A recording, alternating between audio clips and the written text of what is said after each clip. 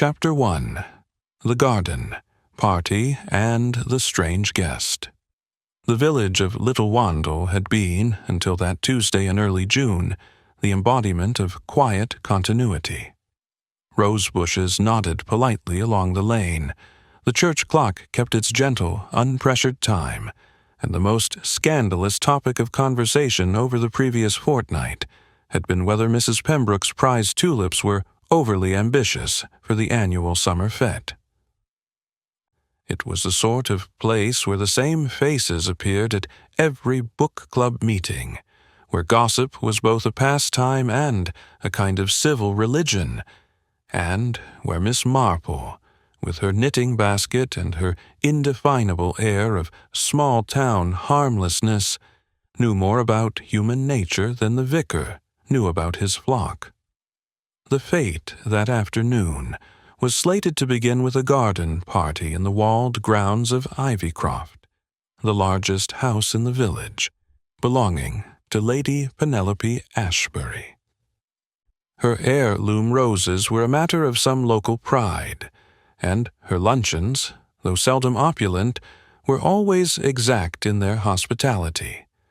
The invitations had been sent in pale blue envelopes, the kind that suggested measured warmth and proper restraint, and the guest list had been a careful blend of the influential and the innocently curious.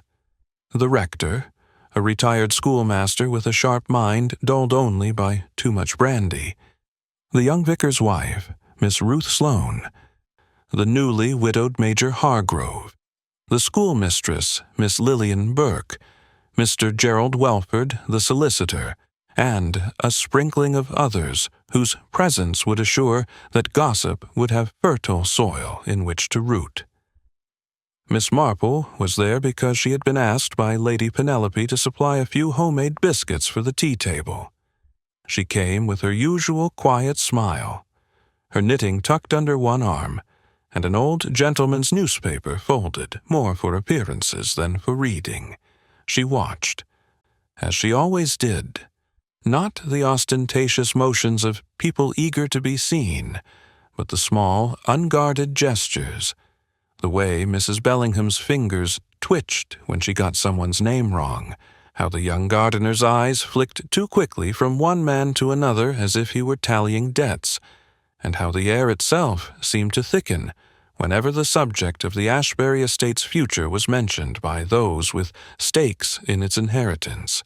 It was a bright day, the sort where shadows lay soft and elongated beyond the roses, and the murmuring chatter rose and fell like bird-song caught in the hedges.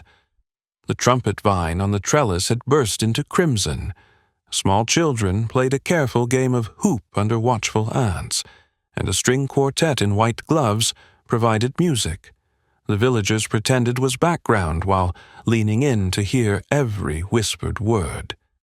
It was, in other words, exactly the sort of ordinary afternoon when extraordinary things, unnoticed until the moment they arrived, could make everything tremble. The first ripple came from the direction of the little path that led through the orchard towards the old ice house, beyond the main lawn. It was Miss Lillian Burke who saw her first, a woman walking, if one could call it walking, down the shaded path. She did not appear as a strange figure in the sudden sense of menace. She appeared almost as if she had unfolded herself from the air, a pale slip of a thing in a soft, gray dress that clung to her like a memory.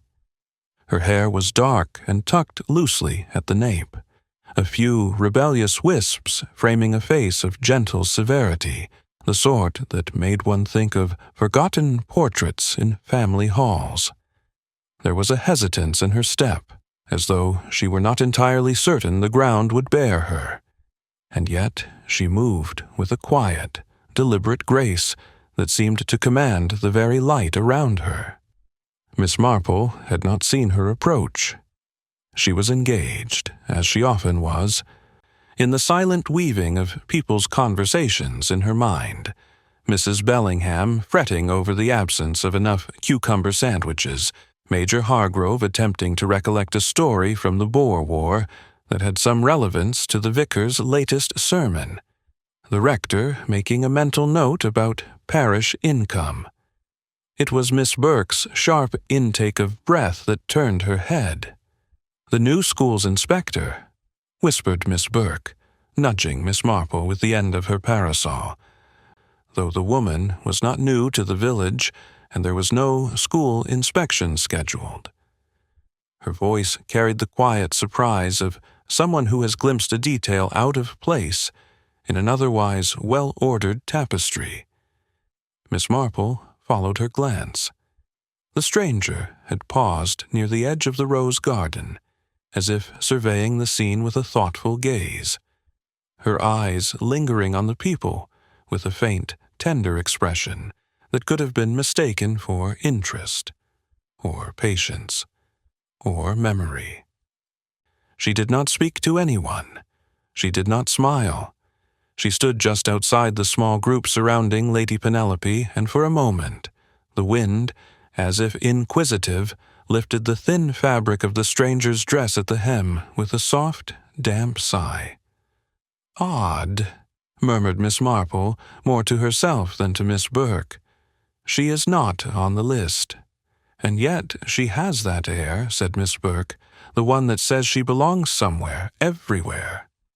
Lady Penelope, who was leaning toward Mrs. Bellingham and whispering something about the adequacy of the lemonade, caught sight of the woman, and, with the practiced grace of someone whose garden parties had seen various small crises, raised her hand in a polite gesture that might have been an invitation or a dismissal.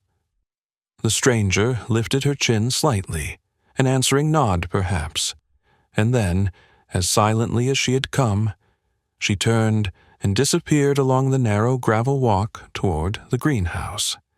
The afternoon resumed. The minor upheaval of a new face was logged, commented upon in low tones, and tucked away with other pleasant curiosities. Miss Marple kept her knitting in her lap, but in her mind the woman's presence settled like a quiet question mark. It was after the third glass of lemonade had been poured, and the quartet had drifted into an old tune about lost loves, that a sharp, startled cry cut through the polite murmur. It came from the direction of the greenhouse. "Mrs. Ashbury!" someone shouted. "Lady Penelope! Oh, heavens!" The voices multiplied, a sudden uncertain chorus. People stood. The rhythmic clink of teaspoons halted midair. The vicar's wife, Miss Ruth Sloane, placed her hand over her heart as if it would stop the tremor of fear from reaching it. Major Hargrove, who had been retelling his war story, fell silent in the middle of a sentence, the memory left hanging like a broken thread. Miss Marple rose as well, her knitting set carefully aside. She moved, not with the haste of panic, but with the steady, inevitable grace of someone who knew that in such fractures of ordinary life, the truth would be found in the tiny shifts of behavior now occurring around her. She stepped through a knot of villagers and found herself at the framed entrance of the greenhouse, where the glass was dappled with reflection. The scent of cucumber vines mingled with the faint sweetness of overripe peaches stored inside for the fete. Lady Penelope stood at the far end, her posture rigid, her eyes wide and fixed on the inner path. Her maid, Eleanor, clutched at her apron, her lips pale. The gardener, Mr. Hobbins, was at Lady Penelope's elbow, his usually composed face drawn tight, as if he had been asked to account for a thing that had no explanation. Miss Marple followed their gaze. There, inside the greenhouse, beneath the filtered green light, lay the body of Mrs. Bellingham. She was in her chair, one of the tasteful wicker ones, from which she had been sitting to admire the hanging baskets earlier. The delicate hand that had fussed over the placement of the petit fours was now still upon her lap. Her eyes were open, but they looked past everything. Her mouth was slightly ajar, as if some word had been caught and could not find its way out. Her hat, a rather finicky arrangement of silk flowers, had slipped sideways onto the cushion. The air was cool, untouched by the shock the outside world was beginning to feel. There was no sign of struggle. The sugar bowl on the small table beside her was undisturbed. Her tea, which had been set down moments before, had gone cold in the porcelain cup. A thin ring, staining the saucer as a ghost of ordinary ritual. Miss Marple's gaze went to Mrs. Bellingham's hands. They were clean, the nails well cared for. The knuckles slightly swollen from the arthritis she had quietly complained about in the parish meetings. There was a faint smudge of something dark at the edge of her left sleeve, too inconspicuous to be noticed by anyone who did not habitually watch for the small dissonances in people's appearance. "Poison," someone ventured, in the low, uncertain tone one uses when offering a theory, as if it were a sacrilegious suggestion. "Impossible," said Major Hargrove sharply. His voice shook, not with certainty, but with an effort to keep his footing. "She seemed perfectly well just minutes ago. I was speaking of the war." "She was not ill," said Miss Ruth Sloane, her calm faltering as the circle tightened. "She was admiring the orchids." "Who found her?" asked Mr. Welford, slipping instantly into the language of investigation, as if the afternoon had been transformed into a case file. "It was Eleanor," Lady Penelope said, her voice thin. "She went to fetch the butter for the sandwiches, and there she was. I thought she was dozing. She often sits that way when she's tired. But then she did not breathe." A silence slipped over them. The collective, almost instinctive look went to the narrow path that led to the greenhouse entrance. There, in the thin gravel, no disturbance marred the surface save for the faint impressions of the gardener's boots and a single small, irregular indentation that might have been from a dropped button or the heel of a carelessly set-down chair. No hurried steps, no scuffle. Someone, with a spokesman's instinct, murmured about the possibility of a heart attack. She was of an age where such things occurred with cruel randomness. Miss Marple's eyes drifted as ever past the obvious to the almost invisible. She noted the way Lady Penelope's left hand clenched and unclenched, how she kept wiping her lips with a handkerchief, though her mouth was dry, how Miss Burke's gaze flicked not to the body itself, but to the window, the side through which the garden party's sound bled oddly thin, as if the greenhouse, for a space of time, had been a pocket of silence cut from the bird-song outside. She also, without making a show of it, glanced down at the dusty path outside the greenhouse door. There were the expected marks, the slow shuffle of the gardener, a faint imprint of a lady's slipper perhaps from some earlier visitor, but no footprints of haste, no evidence of someone carrying anything heavy, no smear of soil or dragged object. It was as if the afternoon had folded over itself and left only a still, delicate scene preserved like a pressed flower. "Call the constable," Miss Marple said quietly, and because no one took offense at her suggestion, after all, what harm could a polite inquiry do at such a time? They sent a boy to fetch the local constable from his office down by the station. The boy ran with the sort of breathless energy that turned even the simplest errands into miniaturized epics in Little Wandle. As the villagers clustered, the world outside the greenhouse continued in its small, ignorant way. A child's scream over a dropped hoop, a distant dog barking twice as if to punctuate the sudden dread. No one yet thought aloud of murder.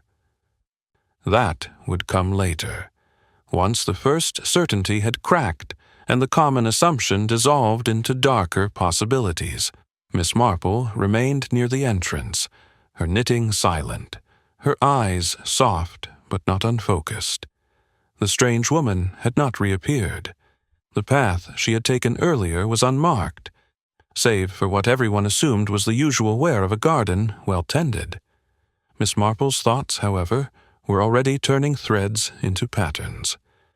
The event that had begun as an ordinary summer gathering had acquired, in the space of a few heartbeats, the texture of a question with no easy answer, and, in the quiet between whispered theories, she had the uneasy sensation that the answer would not come from any one thing, but from the way things did not quite fit together, as if a familiar melody had one note wrong, and the entire harmony shifted imperceptibly.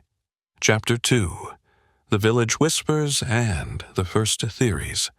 Little Wandle, which had prided itself on being a place where nothing much happened and everyone knew their proper place, found itself suddenly adrift in the uneasy waters of conjecture. The garden party, which had been unfurling in gentle, carefully arranged waves, now broke against the sharp rocks of a death that did not fit easily into any of the neat categories the villagers preferred. By the time the constable arrived, a compact, earnest man named Perkins, whose chief concerns on most days were stray sheep and the whereabouts of Mrs. Tyndall's missing tortoise. The cluster around the greenhouse had thickened into a hesitant audience. Perkins had the polite confidence of someone who had dealt with petty thefts and drunken disputes, not the slow, creeping dread that came with a body found in the middle of an ordinary afternoon. He took in the scene with the professional economy of a man cataloging items for later arrangement. The still form of Mrs. Bellingham, the unchanged tea set, the gathered and anxious faces, and the whispering tension in the air, as if the roses themselves were leaning in to hear what would be said. The first official pronouncements were predictably cautious. "No sign of violence," Perkins reported aloud, as if reading from a book in which the pages had not yet been written. "We shall have Dr. Ames from the market town look in. As for the cause—" He stopped. There was something in Miss Marple's soft nod, the slight tightening around her eyes, that made him add, "We must wait for him. In the meantime, I shall ask questions." Questions began, thin as new threads, and then, as with most things in Little Wandle, they tangled. Lady Penelope's voice, which had been brittle with shock, softened into precise decorum. "Of course, we shall not disturb anything." She flicked a look, quick and sharp, at Eleanor, who was still standing near her mistress, her hands clasped so tightly the knuckles paled. Eleanor's face had gone a faint gray, the sort that was not quite pallor and not quite fatigue. She kept repeating that she had thought Mrs. Bellingham was merely resting, that she had not heard a sound, that the greenhouse had seemed too quiet, as if it, too, had held its breath. The gossip, of course, started before the vicar's wife could even properly demand that the men not rush to speculation. Miss Lillian Burke had a natural talent for noticing what others considered trivial. She had noted, in the wash of quiet panic, the way Mr. Gerald Welford's gaze had drifted for a moment to the small, irregular indentation outside the greenhouse, and had lingered there with a faint flicker of something like calculation before he turned it into interest about the body's position. Major Hargrove, who had been holding on to his war stories as an anchor against the unsettling shift in the day's tone, kept insisting that nothing in that serene, sunlit place could hide cruelty, and that perhaps it was a natural death. What else was there to do but hang on to the ordinary when the extraordinary had no ready shape? It was in the smaller circles, away from the official scrutiny, that the murmurs bloomed. Mrs. Pembroke, who had a small stall of preserves set up near the tea tables, murmured to the schoolmistress, "It's not right." She had been speaking of the rector's new plans for the parish. He's always talking about change, and people do not like change here. "You mark my words, it's connected." Miss Ruth Sloane, who had the sensibilities of someone trained to soothe, whispered that she had seen the gardener, Mr. Hobbins, pacing with a hand to his temple, the way one does when trying to remember if one has misplaced something of consequence. He was so composed a moment before, she added, offering the sort of observation that was equal parts alarm and bewilderment. Miss Marple listened. She did not intervene. She let the whispers come to her like pieces of an old quilt, each scrap showing a pattern that made sense locally, but needed the careful stitching of perspective to reveal the whole design. She watched the way people leaned toward certain names and away from others, how the reflex of placing guilt was as much about comforting a fear of randomness as about any evidence. She noticed, too, how the mention of the strange woman, spoken quietly, almost as if the very idea might disturb something, caused a ripple beneath the surface, a tightening of breaths around some faces, a quick glance exchanged between those who had previously found conversation easy. Constable Perkins had begun his inquiries. He asked Eleanor and Lady Penelope to recount their movements in minute detail. He asked Major Hargrove whether Mrs. Bellingham had seemed unwell during their conversation. He spoke with Miss Burke about what she had noticed, and she, with the quiet earnestness of someone who understood order, said she sat very still, the sort of stillness one takes when pretending to listen. But nothing was said to disturb her. It was the silence that grew larger, not any sound that cut it. "And the visitor?" Perkins inquired, with the neutrality of one who places each possibility on equal footing. Lady Penelope's lips pursed. "A lady," she said carefully. "I saw her near the roses earlier. She did not speak with anyone. I assumed she would be introduced, or perhaps she was waiting to be recognized.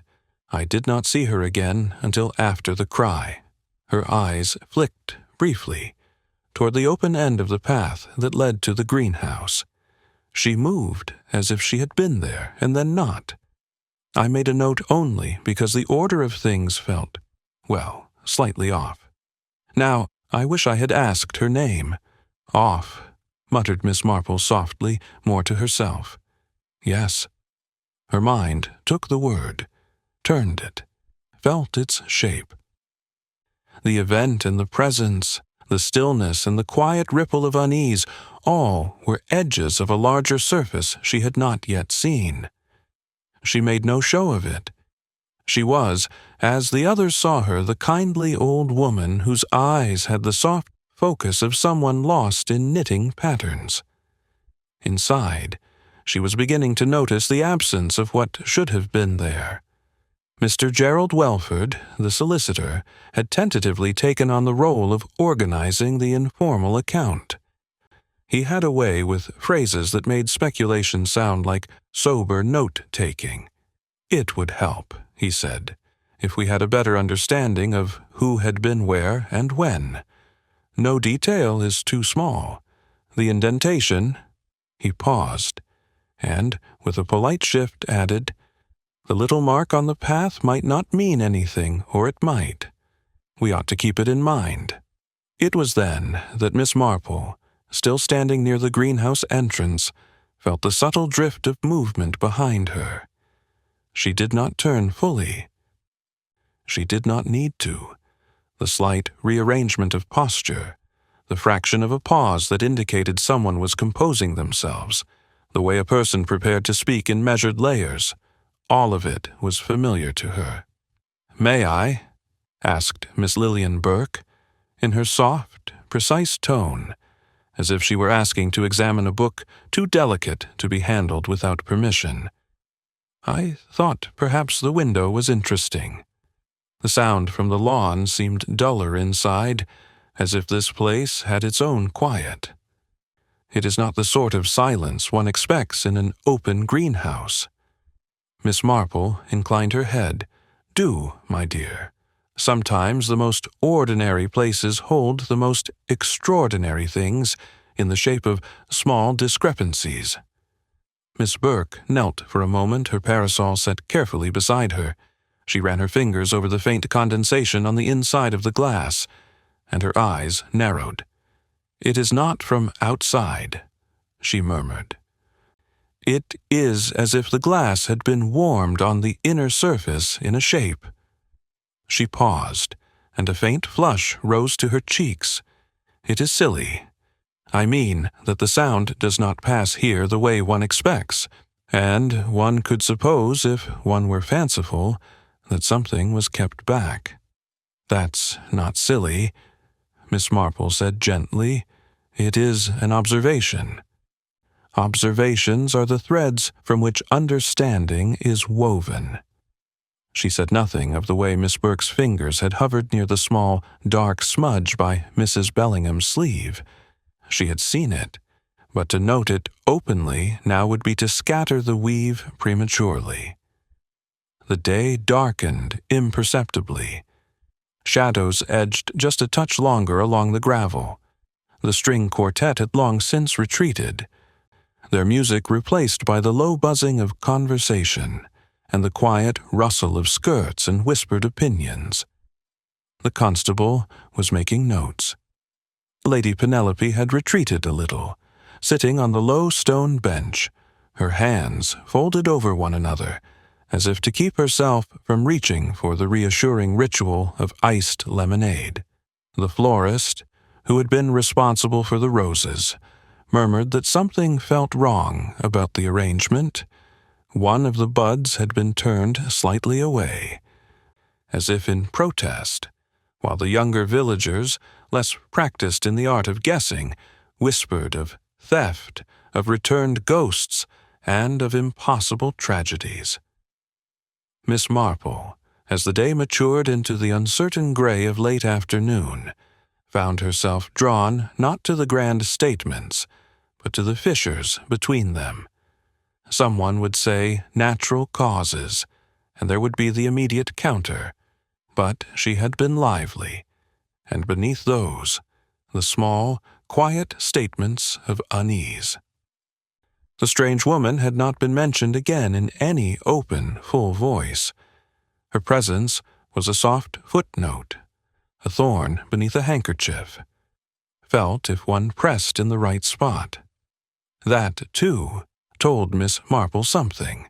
People remembered what they did not want to admit to noticing, and they avoided naming what had unsettled them, because naming it made it more real. The constable, after a while, turned to her. "Miss Marple," he said, with the polite, deferential tone given to someone who had, in the village's quiet hierarchy, a kind of unofficial insight. "You saw her, the lady?" "I saw her, and I saw many others," she replied simply. "But I do not speak of her yet. Let the doctor come. Let the official steps be taken." Her voice was kind, and the calm in it was a small island in the shifting current. She added, almost casually, "And, Perkins, if you could have someone quietly ask around whether anyone saw a woman in gray arriving just before the party began. Nothing bold. Just the sort of mention that comes with the way people say, 'Did you happen to see—' That's all." Perkins nodded, and, with the ease of a man set to a task, went off to do it. Miss Marple watched him go, then turned her attention again to the faint, dulling light in the greenhouse, the still body within, and the way the ordinary afternoon had become the beginning of a question none of them yet knew how to complete. The quiet threads were being pulled, one by one. The village offered its theories, its small betrayals, its unconscious slips. Miss Marple, knitting nothing but the thin, invisible connections in her mind, felt the pattern waver and shift, aware only that whatever conclusion would come, it would not be in the obvious shape the others were beginning to sketch. Chapter 3. Quiet Threads and a Second Visitor. The day had settled into that peculiar hour when the sun, having lost its earlier sharpness, hovered in a soft, pale reluctance above Little Wandle. The initial surge of speculation had, for the moment, been organized into compartments: the official procedure, the whispered gossip, the defensive reassurances, and the quiet, uneasy silence that gathered around Mrs. Bellingham's still form in the greenhouse. It was a time when people began to speak with the careful qualifiers one uses to soften the impact of unpleasant truths. Perhaps it might be, unless one is mistaken. And it was in those qualifiers that Miss Marple found the first stirrings of genuine shape. Constable Perkins, with the earnestness of someone doing his duty properly for once in a day that had derailed its usual rhythm, had sent 2 boys through the village with that sort of discreet inquiry Miss Marple had suggested. They returned, breathless, and bearing news in the measured, hesitant way villagers delivered gossip that might have consequences. One had spoken with the postmistress, who remembered a woman in a plain gray dress asking, in a soft, careful voice, whether there had been any recent gatherings at Ivycroft, just so she could bring a small offering. The postmistress had said, and in her eyes had been a faint flicker, the sort one sees when something ordinary carries a shadow of something otherwise. The other boy had visited the baker and learned that a gray-haired woman, not from the village, had inquired earlier that morning about the time the garden party would start, and whether the roses would be on display early. She said it had been many years since she had seen a proper English rose, the baker reported, as if that remark were both innocent and vaguely mournful. Miss Marple heard this and did not lean forward. She let the information settle beside the others on the mantel shelf where threads lay, until they could be examined from different angles. She was aware, too, of the way the villagers' eyes kept flicking, briefly, to the open path that led past the greenhouse, and faded into the low hedges, as though expecting anything unusual to re-emerge from the same place. Expectation was, she had often observed, a kind of blinder. People looked not for what they did not expect. Instead, they saw the reshaping of something they already believed. The second visitor, when she came, did not arrive with any flourish. She appeared at the far edge of the gathering, a slight figure in a pale, muted dress, carrying a wicker basket. Her presence caused a new, different kind of stir, one quieter, laden with the sort of curiosity that smelled of history and careful memory. She was a woman of perhaps middle years, with silver threaded through her hair, but with the carriage of someone who had kept watch for details all her life. Her eyes, when they turned toward the greenhouse, were steady and unflinching, as if she understood that looking hard was not the same thing as looking too soon. She approached Lady Penelope with a measured pace and a polite inclination. "Lady Penelope," she said, her voice even, "I am Mrs. Dalloway from the County Historical Society. I came to speak about the upcoming village heritage display and to see if the Ashbury roses might be included. She hesitated, the smallest fraction of a pause.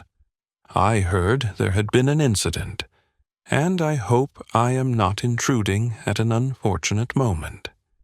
Lady Penelope, whose own anxieties had a thin, brittle edge, gave a small sigh that was not wholly surprise. "Mrs. Dalloway," she said, "this is indeed an awkward hour. The display, perhaps we can speak later. I believe the constable is making inquiries. You should, if you will, step a little aside." There was a polite distance in her tone, an attempt to fold protocol around unease. "I will, of course," Mrs. Dalloway replied, and then, turning slightly like a woman with a practiced sense of what to say and what to withhold, she added, quietly enough for Miss Marple to hear, "I am sorry about Mrs. Bellingham. She was a name I had encountered in old parish records. She was, it appears, a quiet center for many small village things." That admission made Miss Marple's gaze shift, as if a new thread had been pulled taut.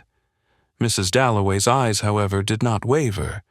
She was clearly someone who had spent her life tracing where stories began, and she carried with her the faint trace of the weight of things remembered, not loudly, but as a soft, persistent presence. Miss Lillian Burke, who had been standing near, made a move to speak. "Mrs. Dalloway, did you notice anyone unusual earlier? We have had a visitor." She stopped as if embarrassed by the word. "A lady in gray, whose presence seemed not to belong to the order of the garden." Mrs. Dalloway nodded. "I did see her," she said. "She was near the roses.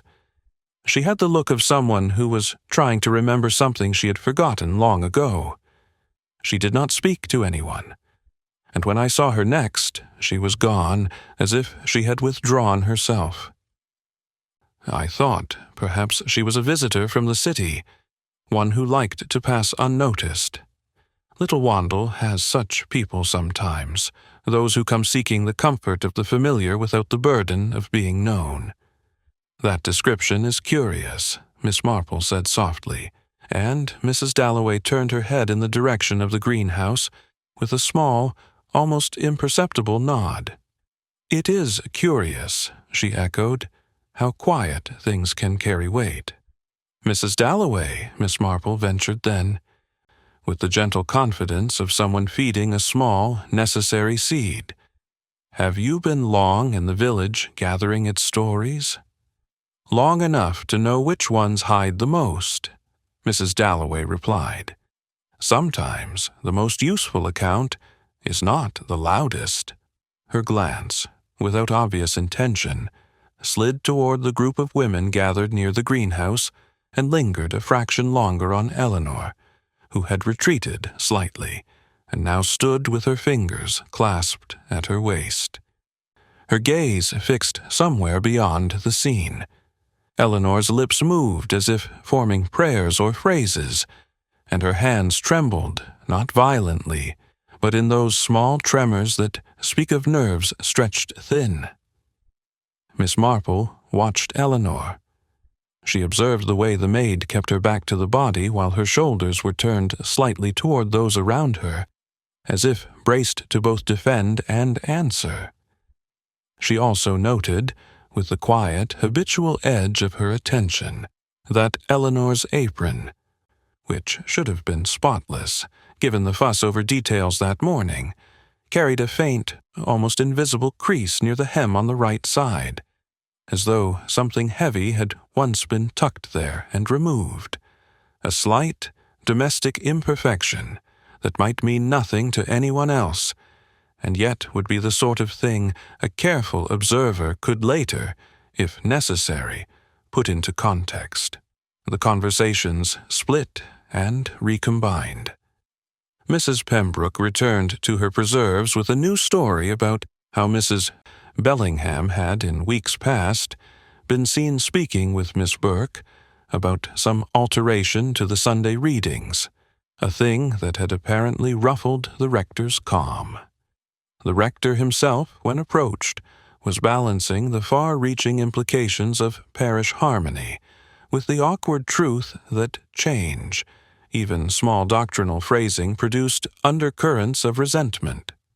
Mr. Welford kept his own counsel, asking questions that sounded like gentle prods but were sharper than most realized, about visits, about who had been to Ivycroft in the last week, about whether any recent wills or adjustments in estate planning had been whispered among the more prominent families. Miss Marple, as the day slid further toward evening, let the new names and recollections settle beside the older ones. She was aware, subtly, of a shift in tone. A new layer of careful watching had fallen over certain conversations, as if the mere presence of possibility had made everyone manage their own stories with more deliberate care. The woman in gray had become something that people mentioned with a quick, uneasy glance, as though the very voice that spoke her name risked calling her back into sharper focus. Mrs. Dalloway's arrival and her soft remark about Mrs. Bellingham's past quiet centrality brought another small ripple. It was not a wave. It was a suggestion of undercurrent, something that moved slowly but carried its own hidden pull. Miss Marple, still standing near the doorway of the greenhouse, felt the late light changing the colors of the roses to a deeper, softer hue. The village was settling into that peculiar suspended state between outward normalcy and inward unraveling. The threads of suspicion were not yet tangled enough to form a knot. They were, rather, in the process of gathering one by one, each with its own slight curl of irregularity. She had the sense, not of a single glaring truth, but of several small misalignments stacking themselves like slightly offset tiles, making the whole floor uneasy to the step.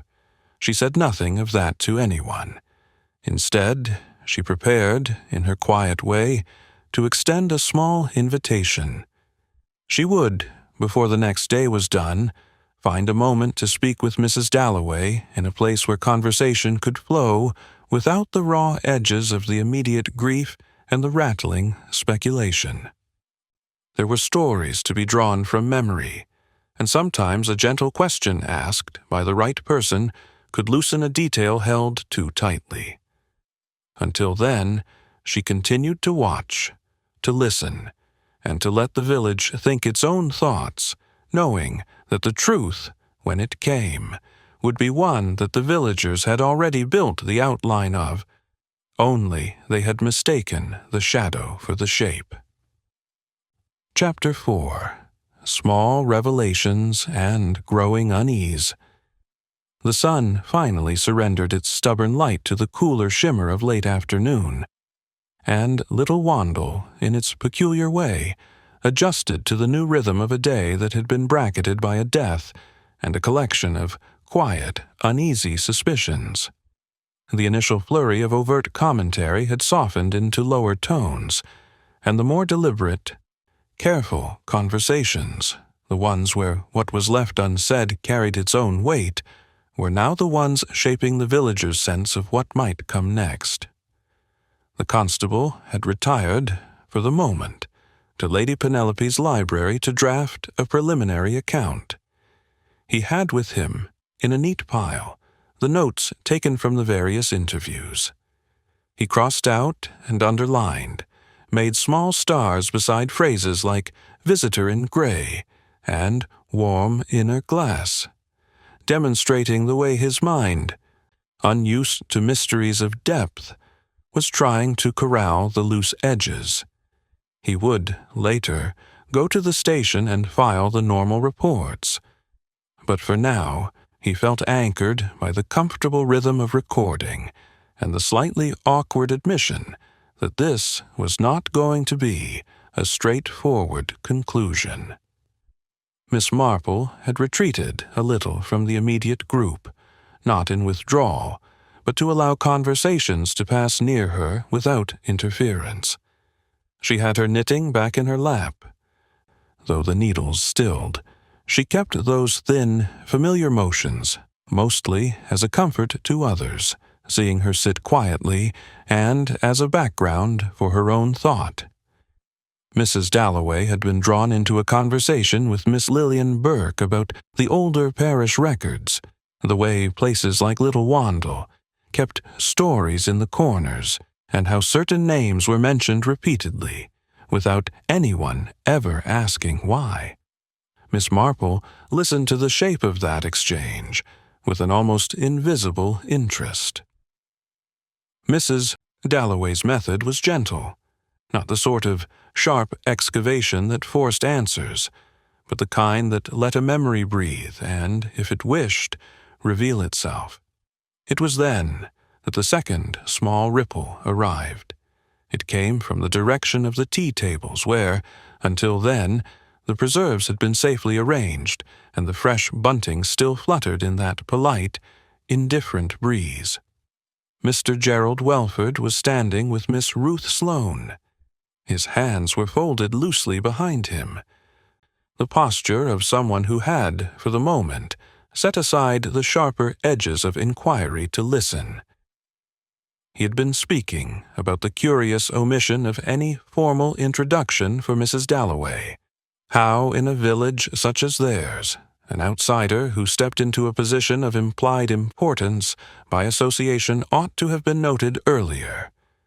When Miss Sloane's eyes dropped, almost involuntarily, to the small lace-edged handkerchief in his breast pocket. "You keep that carefully," she said, in a tone that made it sound like an observation rather than a question. "It is embroidered.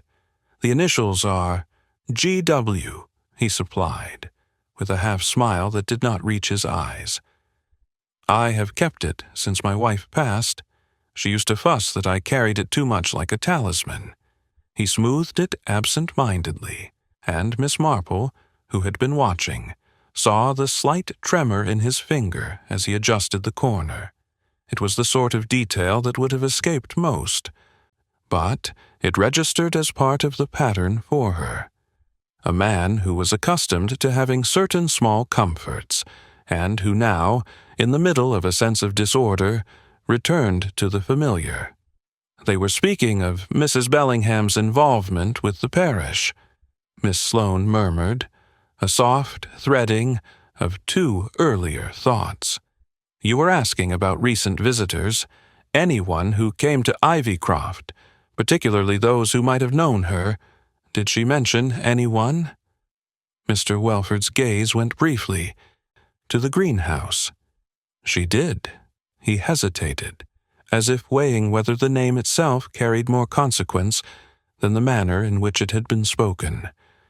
"She mentioned that she had recently received a letter from an old acquaintance in the city.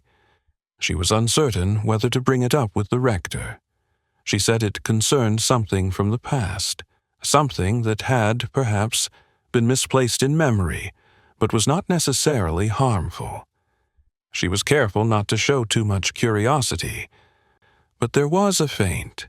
He paused, his fingers tightening slightly on the edge of the chair back. "Faint concern about the way an old matter might unsettle present things." Miss Marple's mind adjusted the angle of that thread. "An old acquaintance," she repeated softly. "Of the sort who might come to mind in gray, perhaps?" He looked at her, a fraction startled that she had taken the remark, seemingly softened, and turned it into a direction. "She spoke of a Miss Hargrove," he said slowly. "Not the Major. No relation of his that I know of, but a distant cousin, perhaps. The name was said in passing. Mrs. Bellingham was trying to remember where she had met her originally, at some charity event years ago, she said. It seemed to trouble her a little, as if she could not fit the memory properly." Miss Marple nodded. "Memory is a funny thing. Sometimes it brings back the wrong shape for the truth, and we work around the corners without knowing the walls have shifted." She did not press further, only let the words rest where they were, soft enough to invite more if the others chose to open that space later. Meanwhile, Mrs. Dalloway had drifted closer to Eleanor, who had not moved from her quiet stance near Lady Penelope. Mrs. Dalloway spoke in small, gentle waves of questions about how long Eleanor had been with the household, whether Mrs. Bellingham had confided anything in her of late, whether any small change in routine had seemed odd. Eleanor's answers were clipped, rehearsed perhaps less from intention than from the instinct of someone being observed in the place where one was expected to be, nothing more than a shadow. She said that Mrs. Bellingham's habits had been unchanged. She had taken her tea at the same hour, had admired the same roses, had gone on her usual walks in the village. Yet, when Mrs. Dalloway pressed, asking if there had been any recent visitors to Mrs. Bellingham besides those already mentioned, Eleanor's fingers twitched, and she replied with a careful, "Only those who have always been near." She liked to keep her world tidy. Did she mention the name of the woman she had trouble recalling? Mrs. Dalloway asked, her tone easy and unthreatening. Eleanor's eyes dropped. "No," she said, in that quiet voice which tried to make her own self small and unremarkable.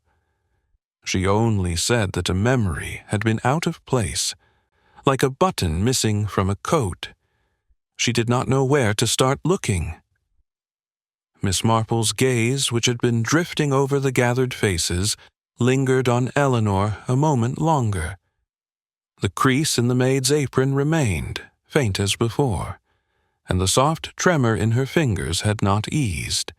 She did not, however, make any direct comment. To do so now would risk the tightening of nerves that would close what might yet loosen with time, a truth she had learned in many quiet councils over the years. The sky was thinning into that delicate shade between day and evening, where shadows no longer had sharp edges, but still had presence. The villagers, swaddled in their own interpretations, had for now retreated into smaller groups, some whispering about Miss Marple's suggestion to quietly ask about the Grey Lady, some replaying the oddities of Mrs. Bellingham's letter, others circling the arrival of Mrs. Dalloway and weaving it into their growing fabric of possible connections.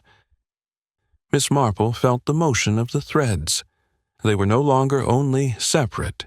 Some of them touched, crossed, and bent toward each other, not in a way that formed a knot. Knots came later, when patterns hardened. For now, they were suggestions, light weights pulling at a broader shape. The woman in gray, the old acquaintance from the city, Mrs. Bellingham's memory that had rattled loose, and the small, quiet unease in Eleanor's hands. They all had their own soft inclination toward something beyond simple coincidence. She made a small note in her mind to speak with Lady Penelope quietly, not about guilt or blame, but about the rhythm of invitations and introductions.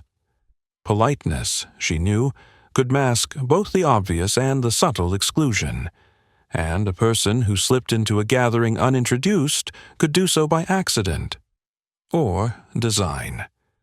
Until then, she remained near enough to hear, far enough to let things breathe, and attentive to the ways small people reacted to the upheaval of their ordinary expectations.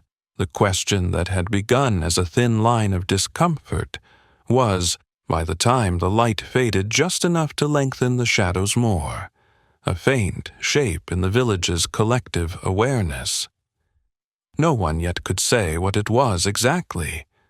Miss Marple, sitting with her knitting folded, felt it as a gentle pull, a place where the ordinary had been bent, not broken, and where the unfolding answer would require patience as much as perception. Chapter 5. The quiet examination and subtle tests.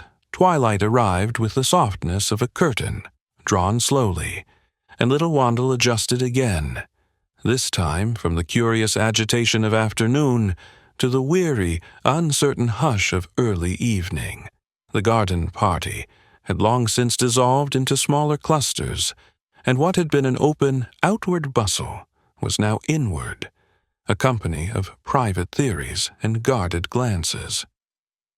The greenhouse remained cordoned, the body still there, wrapped in the pale light that filtered through the fading day, while the rest of the village danced uneasily around the edges of what had happened, as if proximity might bring further disturbance.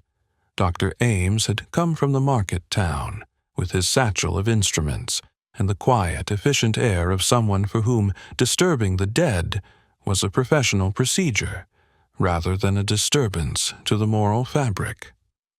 He moved through the greenhouse, with the practiced reserve of a man who knew how to look without alarming. He checked the position of Mrs. Bellingham's hands, felt the pulse that wasn't, and noted the lack of marks that would suggest violence. He murmured about the absence of struggle, about the pallor that spoke of something sudden, and he collected the small physical details in his soft-spoken way.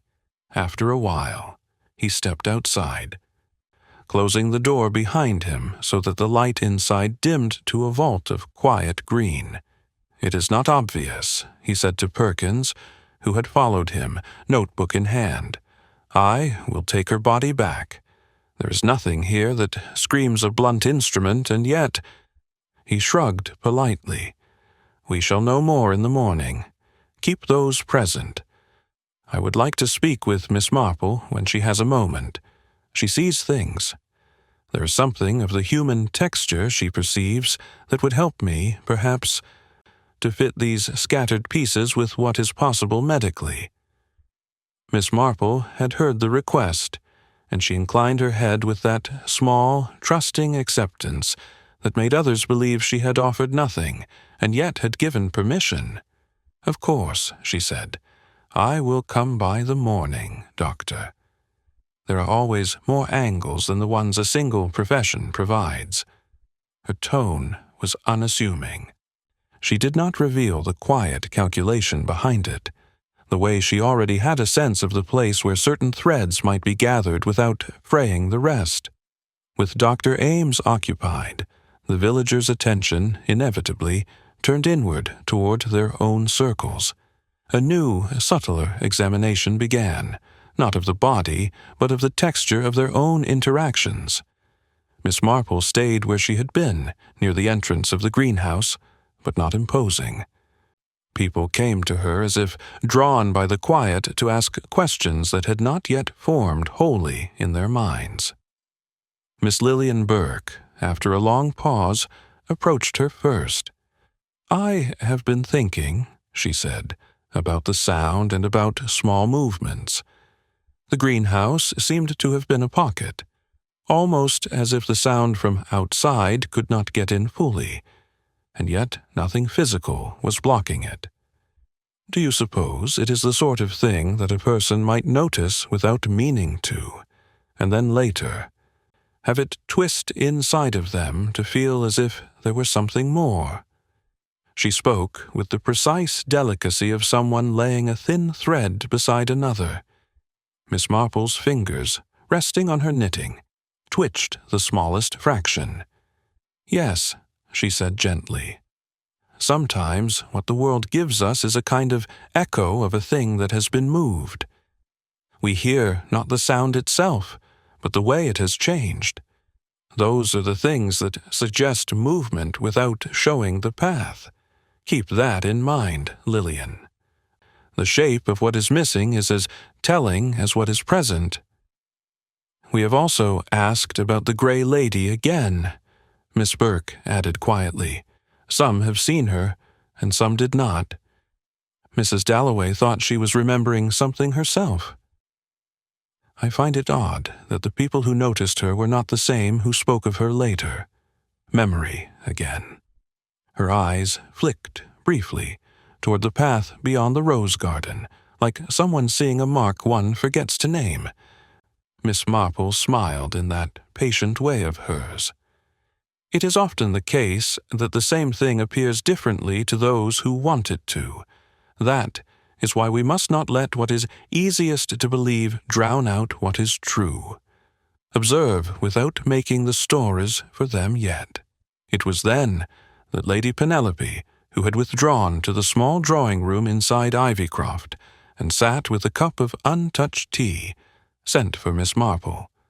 The invitation came on a quiet note. "Come in, dear. I would like to ask you only for your opinion, you understand, about introductions, and about the proper way in which a stranger might present herself. I do not want to appear foolish, but I feel the evening itself is unbalancing the ordinary rules. Miss Marple stepped into the warm, faintly perfumed room. Lady Penelope, who had smoothed her gloves twice, as if to make them disappear, fixed her gaze on the small silver tray between them. "You said once," she began in that careful, searching tone, "that politeness can hide a multitude of things. I do not know whether the Grey Lady—" She stopped. Then, as if uncertain whether naming her would give her weight, arrived without being properly announced, or whether I simply did not perceive something I should have.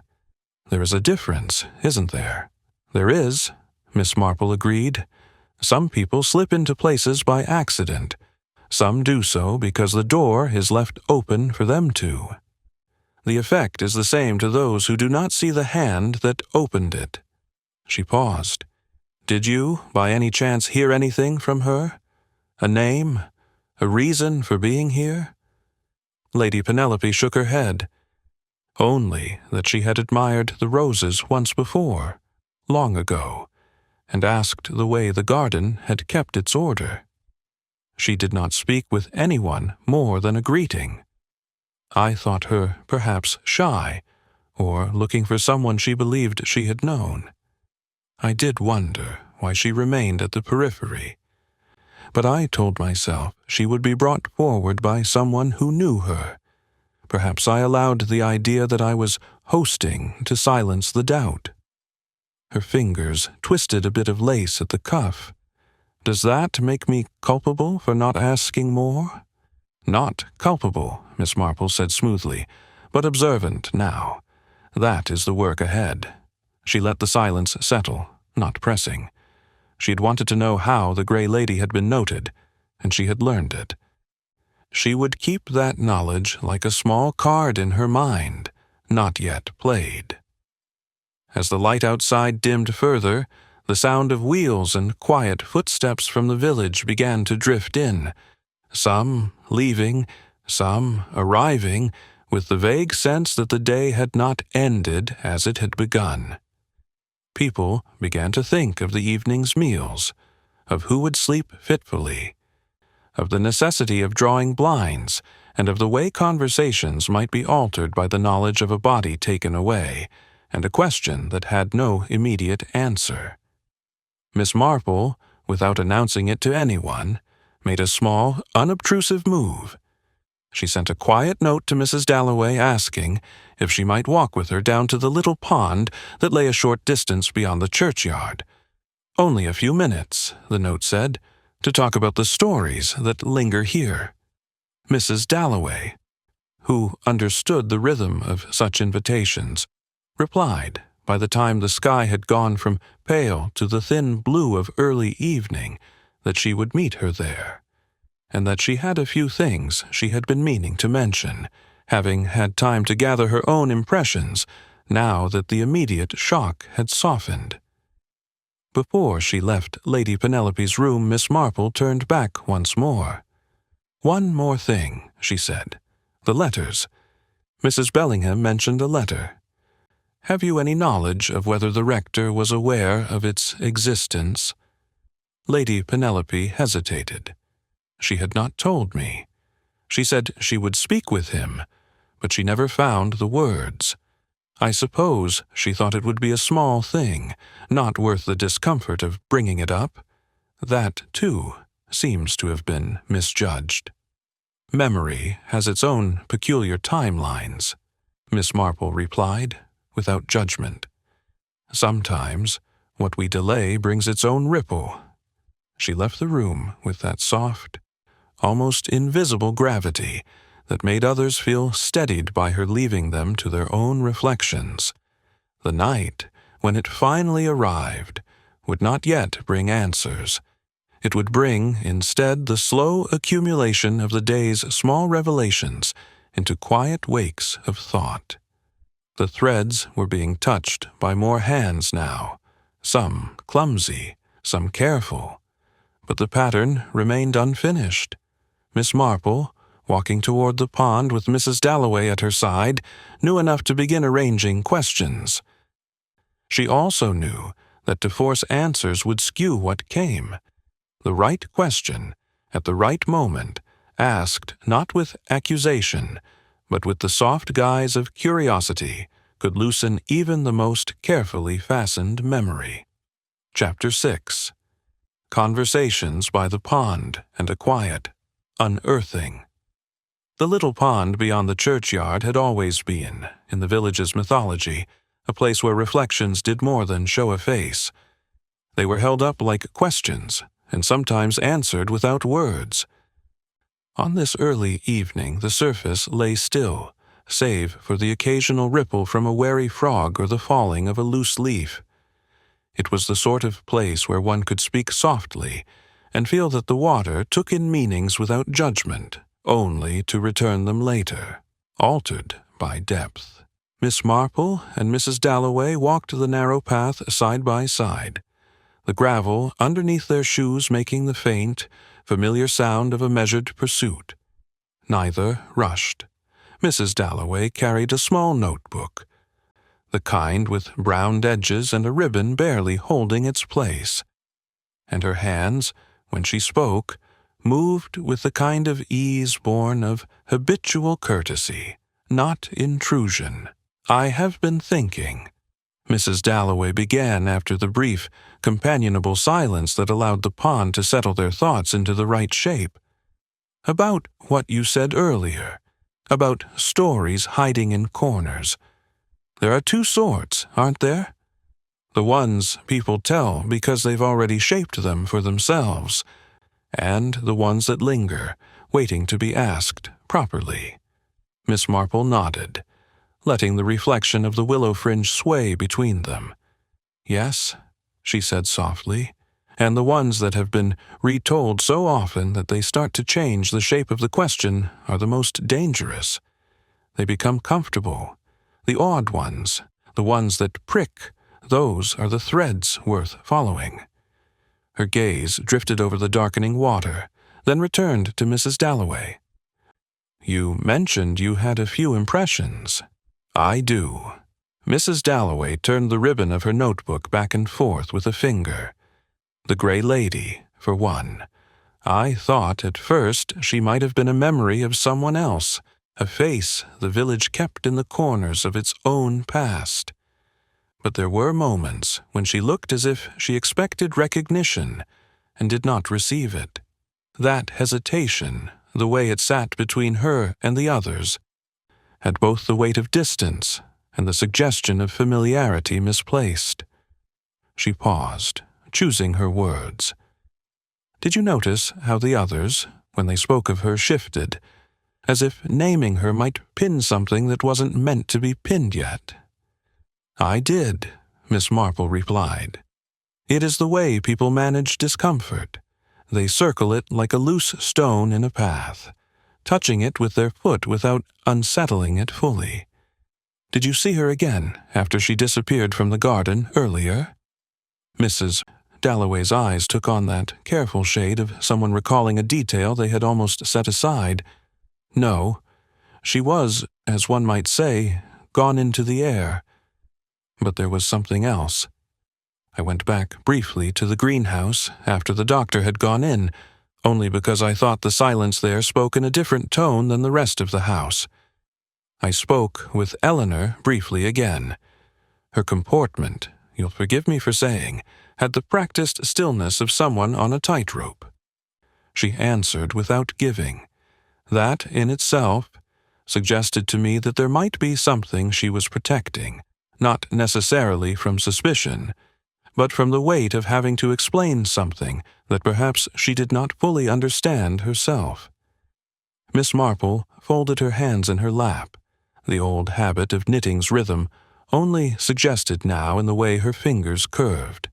"Protection can come from a sense of duty," she observed, "or from fear. Sometimes they wear the same dress." She let that hang, not pushing at the seam. "Did Eleanor mention anything of the letter? The one Mrs. Bellingham had been hesitating about. She did not, Mrs. Dalloway said, only that Mrs. Bellingham had been wrestling with a memory. She did not know its shape, only that it had felt wrong in the place where it lived. A button missing, she said. A small thing that made the whole coat uneasy. Mrs. Dalloway tilted her head slightly, watching the ripples move in concentric circles outward from a quiet place where a fish had surfaced briefly. That image stayed with me. It is as if something had been displaced, and the rest of her world had adjusted around the absence without naming it. Miss Marple's lips curved, just barely. Things that are misplaced in memory often have companions that are misplaced in time. The worry, the hesitation, the mention of an old acquaintance, the presence of the gray lady, those are all small disturbances. None resolved yet, but each tugging. They sat a while in companionable quiet, letting the pond keep its still testimony between their thoughts. Then Mrs. Dalloway leaned forward slightly. "There is another thing that has been troubling me," she said.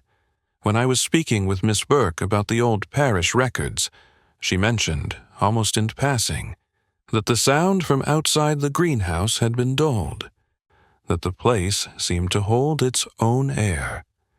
I have seen that before in old country houses, a room set slightly apart, not by walls but by habit. People avoid certain topics, and the silence becomes a kind of architecture. If the greenhouse had been such, it would have lent itself to the concealment of something that otherwise might have given itself away in motion or sound. I do not suppose it's meaningful, but it adds weight to the way things have been described." Miss Marple tapped the edge of a pebble with her nail absent-mindedly. "It is not meaningless," she said. "Oddities in sound are the ghosts of movement. They mark where things have been shifted without leaving the obvious trace. Keep it in mind. In time, the shape of where those shadows come from will become clearer." Before they rose to walk back toward the village, a soft footstep approached from the path behind them. Mrs. Dalloway recognized it first and turned. It was Miss Lillian Burke, her parasol folded and held close, the careful gravity of her presence slightly softened by the day's long wait. "Mrs. Marple," she said in that measured tone, "Mr. Hobbins has just come to me in a bit of distress. He was in the shed, checking the tools before he closed up, and he found a scrap of paper tucked behind an old pot. It is torn, and only part of it remains. It mentions a meeting. The roses, it says. And the one who remembers must not speak of the past until the time is right. He thought it odd, and he asked me if perhaps I could help him understand whether it might be connected to the confusion about Mrs. Bellingham's note." Miss Marple took the scrap when it was offered. It was indeed torn, the handwriting faint, but legible in places, curved, deliberate, with a slight flourish at the end of certain letters that suggested the writer had been used to being read by those they trusted. The phrase, "the one who remembers," had been underlined twice, and the words, "until the time is right," were followed by a short dash, and then nothing. There was no signature. On the reverse, in a smaller, almost hesitant hand, a single word had been written and then crossed out. Miss Marple turned it over once more, her eyes taking in not only the letters but the spacing, the pressure of the ink, the way the cross-out had been done with a small, trembling finality. "A meeting," she murmured. "And someone who remembers. That could be many things. It could be past wrongs, or it could be plans deferred." She did not offer more. Instead, she handed the scrap back to Miss Burke with the kind of respect one gives to fragile truths. "Keep this safe. Let Mr. Hobbins know that you have seen it. I will ask him gently if he remembers when it might have been placed. Do not speak of it widely yet.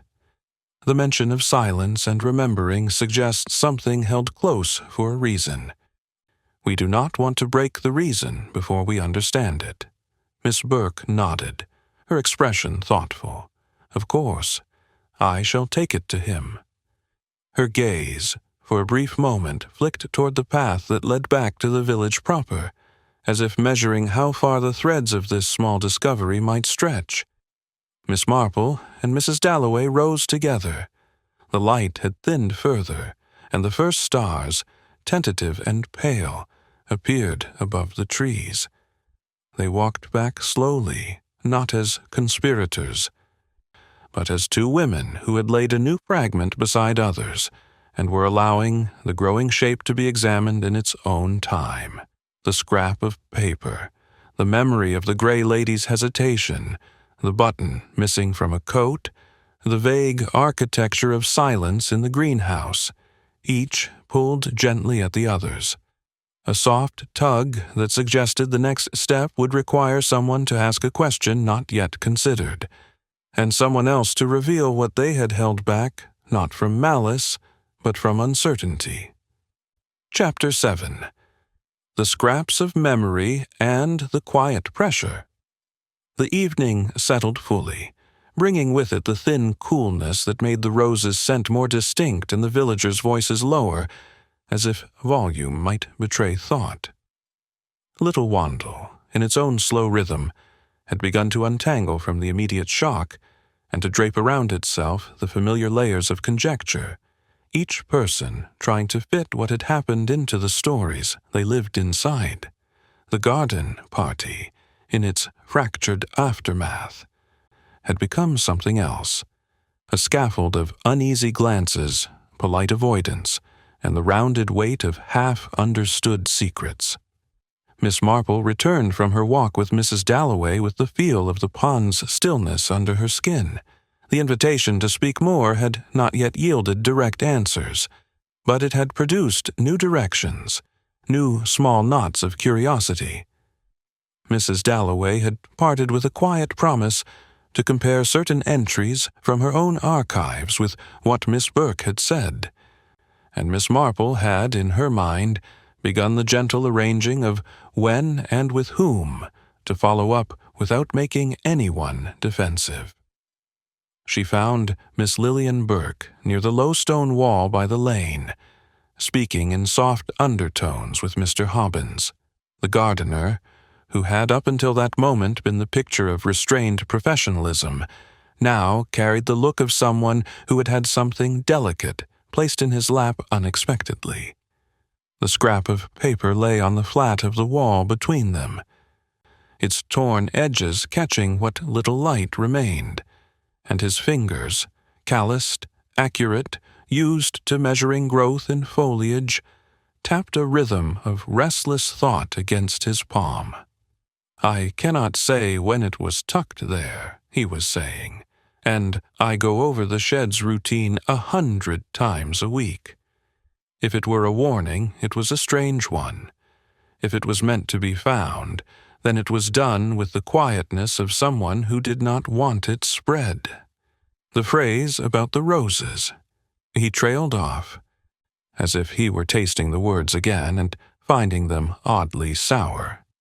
"It mentions someone who remembers," Miss Burke offered, and that they were to not speak until the time was right. What could be the time? What memory is worth hiding like that? Her voice was the faint thread it had been, precise and careful, carrying the small tremor of a mind that had begun to dwell in possibilities rather than certainties. Miss Marple stepped closer, her presence as inconspicuous as the falling of a petal. She did not need them to repeat. "May I see it again?" she asked mildly. Mr. Hobbins lifted it to her, and she turned it over, letting her eyes slide across the faded ink. She noted, as she had before, the way the underlining had been done, intentionally heavy in "the one who remembers," and hesitant, almost second-guessed in the scrawl that had been crossed out. She also allowed her gaze to drift, briefly, beyond the words, to the scrape on the wall's stone near where the paper rested, a tiny, pale line that might have been nothing more than old wear, except that it had the freshness of a small, recent nick. She made no remark about it aloud. She tucked it away as a small, quiet observation. "Keep it close," she told them softly. "Let it sit where it is. If you must go back to the shed, go with only the one who found it. Sometimes, when something is presented too widely, the very act of so many eyes looking makes memory retreat. We are not yet ready to force the time right. The one who remembers may be unsettled enough. Let them come, if they choose, to the meeting of memory themselves. In the meantime, what else do you recall about the day? Anything out of place, even the smallest detail?" Mr. Hobbins scratched at the back of his neck, the motion familiar in its uncertainty. "The Gray Lady," he began slowly, "was there by the roses earlier. She was quiet. I thought she might be looking for a place to sit. Later, when all that happened, I went to fetch the clippers. I always close the shed in the evening, and I found the paper. I didn't think of it much until Miss Burke came. I did notice, too, that the sound, that thing Miss Lillian mentioned, had been odd near the greenhouse. It's like a breeze didn't carry the same weight. Which is nonsense when I say it like that. We're gardeners. We notice the oddness of a leaf turning before others do." Miss Burke added, "He mentioned how the roses near the path had been arranged slightly differently than usual. One bud, which is usually turned outward, was tucked away as if shy. He thought perhaps Lady Penelope had been adjusting the display, but he could not recall doing it himself. He was certain he had not moved it." Miss Marple nodded. "Good. Keep that. A slight change in position is the sort of thing a person notices only when they expect continuity. Let that sit with you." She folded the scrap back into Mr. Hobbins's hand in such a way that it seemed more like returning a small private thing than passing along an instruction. They broke apart with the kind of ritual that kept tension from curdling into accusation. Mr. Hobbins went to fetch a lantern. The dusk had deepened enough that the lane was beginning to swallow the edges of things, while Miss Burke lingered a moment, her thoughtful gaze following Miss Marple's retreating figure. The village's normal evening sounds, distant laughter from the inn, the creak of a gate closing, a dog's bark, mixed with the muted murmur of those still convening in small cliques, weaving the ordinary and the unsettled together in a careful pattern. Miss Marple drifted toward the churchyard where the path curved gently, and she found Mrs. Dalloway waiting by the low gate. The sky had softened.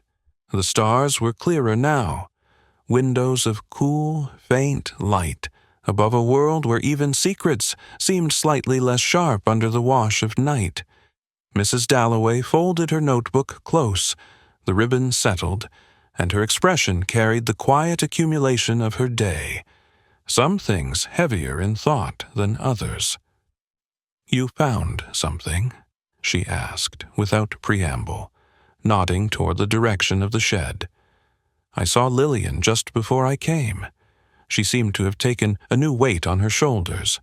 "A scrap," Miss Marple said simply, with words that were meant to be kept until the time was right. "I have asked that it not be spread. Hobbins is uneasy, which is not like him. The language used suggests either caution from old hurts or plans deferred for later reasons. We will see which. And you?" Mrs. Dalloway inhaled the damp, cool air lightly. "I found something in the register of names that might be linked to what Welford mentioned. The acquaintance Mrs. Bellingham had trouble placing. There was a reference to a Miss Hargrove, yes, but also, curiously, a note in an older margin about someone who used to come to the Ashbury Garden parties in a gray dress and who was known to listen more than speak. The note was rubbed, the ink faint, and the name beside it was partially obscured. It could be nothing. It could be a coincidence. But there was this small phrase tacked on, "She has her own reasons for waiting." It is the sort of thing one might have written to remind oneself that not all appearances are immediate. She paused. "It seems the patterns are echoing, Miss Marple. The same colors, faintly, repeating with small differences." Miss Marple's eyes were steady. Echoes are useful if we do not mistake them for the original sound.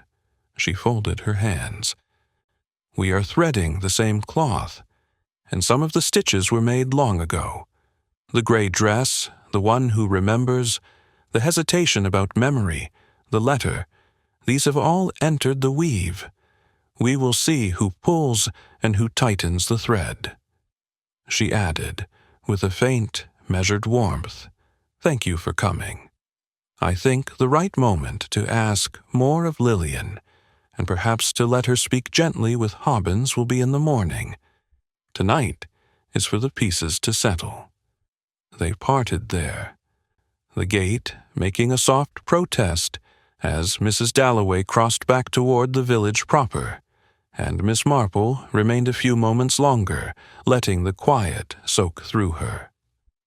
The pond's reflection of the first stars shimmered faintly in her memory, as a reminder that even in stillness, movement could be read if one watched for the right shifting of light. The threads, each touched by more than one hand now, felt slightly taut, not uncomfortably so, but pulled just enough that the next question asked would not snap, but would reveal gently more of the true shape. Chapter 8. Morning, murmurs, and a faint return. Dawn came slowly over Little Wandle, the mist rising in thin fingers from the low meadows, and the churchyard glistening as if it too had been washed clean of uneasy dreams. The night had not brought answers. It had only softened edges, letting the small, unsettled shapes settle into a quiet anticipation. People moved with the cautious economy of those who had been given a question, and were not yet certain how to ask it without sounding foolish or accusing. The greenhouse remained curtained. Mrs. Bellingham's body had been taken, and the official tone of the day had resumed in a skittish, filtered way. Still, beneath the careful gestures, something had shifted. An undercurrent of watching had deepened. The old routine bent a little, where each person measured whether to trust what they remembered. Miss Marple arrived early at Ivycroft. The morning was cool enough to make the roses' dew seem like a thin veil over their petals. She did not go immediately to the greenhouse. Instead, she found Miss Lillian Burke by the low wall near the lane, where the scrap of paper had been discussed the night before. The schoolmistress had slept poorly. There were faint, tired shadows beneath her eyes. She was standing with Mr. Hobbins, who, despite his best efforts, had not managed to make his face look entirely composed. The two were speaking in hushed tones, the quiet kind that comes when the pressure of having a delicate conversation is softened only by shared purpose. "I thought, perhaps," Miss Burke was saying, "that if we spoke of it slowly, the memory would not retreat. Hobbins, did you see anyone near the shed after you placed the tools away last night? Anyone at all unusual? The paper might have been there long, but the pressure of underlines and that crossed-out word feels fresh." Mr. Hobbins rubbed at his jaw, the gesture habitual when thinking. "No one, Miss Burke. I locked up the shed the usual way. I went back this morning because I couldn't shake the feeling it had been looked at. Stupid, maybe. The paper was still where you found it. I did notice something else, though. The path leading from the greenhouse toward the lane had a faint smear, too light to be soil, almost like someone had rested briefly with something cold. I mentioned it to no one. It seemed trivial. But last night, thinking over the arrangements, I remembered how the roses near that side had been turned slightly inward again, like before. I thought perhaps the wind had done it. Now I am not so sure. Miss Marple listened, letting the small details gather themselves in her mind without comment. "Good," she said finally. "Let those impressions sit. You and Lillian are doing well to keep the paper quiet. If someone comes to you wanting to know why it was hidden, send them gently to me. We want to know whether it was meant as warning or reminder. The one who remembers will decide whether to speak. Let the morning soften them, not sharpen the pressure." They agreed, and Miss Marple drifted toward the small garden behind Ivycroft, where Lady Penelope was already standing near the trellis. A shawl wrapped about her shoulders, though the sun had not yet warmed the air. Her countenance bore that fragile, sardonic composure of someone trying to gather order out of a day that felt unstitched. "Good morning, Lady Penelope," Miss Marple said quietly. "Good morning," Lady Penelope replied with the faintest waver in her voice. "I have been turning over those introductions in my mind. I questioned Eleanor again, gently, and she tells me nothing new, only that in her phrasing, everything has been as it always is when one does not want to upset the rhythm.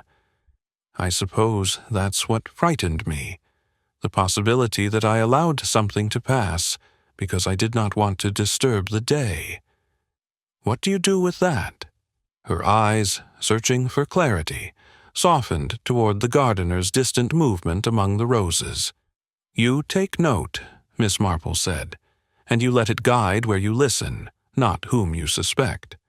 Politeness, when unexamined, becomes a silence that covers things. That is all. You did not do harm.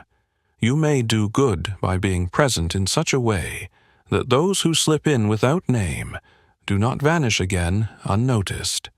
She gestured lightly toward the path. "Has anyone seen the Gray Lady this morning?" Lady Penelope shook her head. "No, and yet I felt for a moment as if someone had watched me from the pergola. I turned, and there was no one. I told myself it was my own unsettled imagination." "Keep that, too," Miss Marple said. "Sometimes the feeling of being watched is not the presence itself, but the echo of something that was. It tells us the space has been occupied somehow."